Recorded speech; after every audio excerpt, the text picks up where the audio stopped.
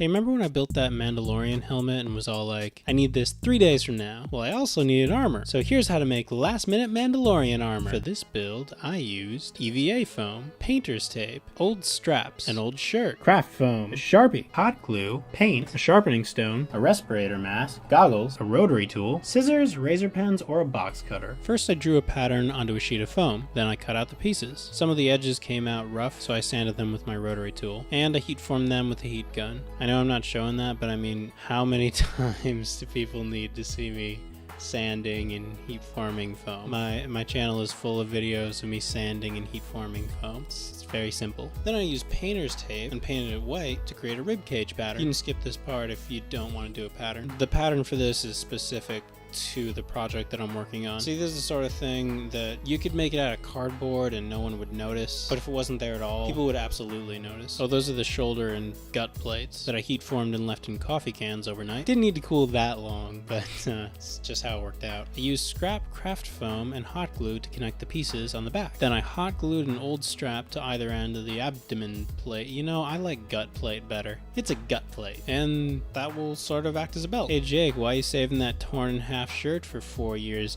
I don't know, maybe so I can use it in the future to hold together makeshift Mandalorian armor, Dad. Actually, I think that was probably my mom who gave me that complaint. I don't really remember. When people complain to me, it just kind of slurs into white noise, you know what I mean? I put on the torn shirt over a slightly less torn shirt and hot glued it to my shoulders while I was wearing it. I let the glue sit for a moment before I did this because I didn't want to get burned.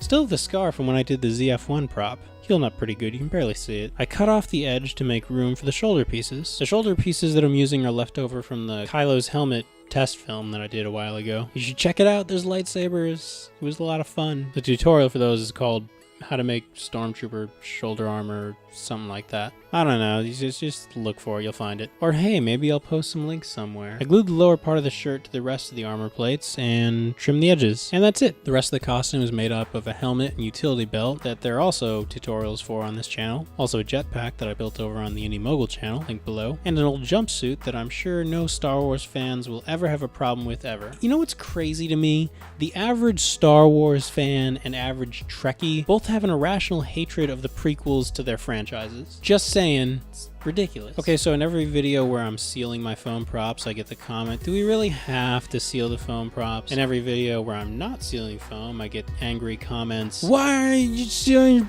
props and plastic or whatever material that I like, but I don't really know because I've never actually built anything. I just watched a couple Evil Ted videos. So let me demonstrate right now why you should seal your foam props. See, I didn't need to seal this because my character was just standing still in a medium shot. Like, this had to work for like 5 minutes. It had to exist for 5 minutes. But in the long run, like if I have to store this and travel with it and move around a lot all day like at a con, it might not work. And here's why. See that? See that? It's the worst. There is no flex in this paint whatsoever. How close can we get before it focuses? Still think it works far away, but yeah, look at that. Wasn't that a lovely noise? It's amazing.